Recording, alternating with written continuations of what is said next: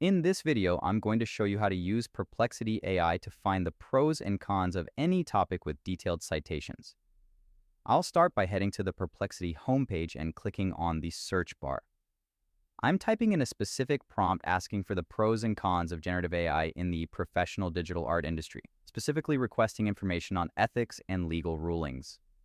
Once I hit enter, the AI begins searching the web for the most relevant and up-to-date sources. As the answer generates, you can see it organizes the information into logical sections. First, it breaks down the pros, such as increased workflow efficiency and the ability to explore new creative styles quickly.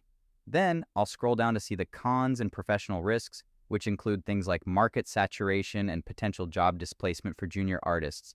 One of the best features is how it handles complex ethical questions. Perplexity highlights concerns about training data, copyright, and the impact on artist communities, all while citing specific legal cases and guild statements. Toward the end of the video, I'm refining the search to get a more concise summary. This version gives me a high-level view of workflow gains versus market risks, and even touches on cultural representation in AI models. By using this tool, I can get a comprehensive, balanced perspective on any subject almost instantly. If you found this walkthrough helpful, please consider liking the video and subscribing for more quick tips and tutorials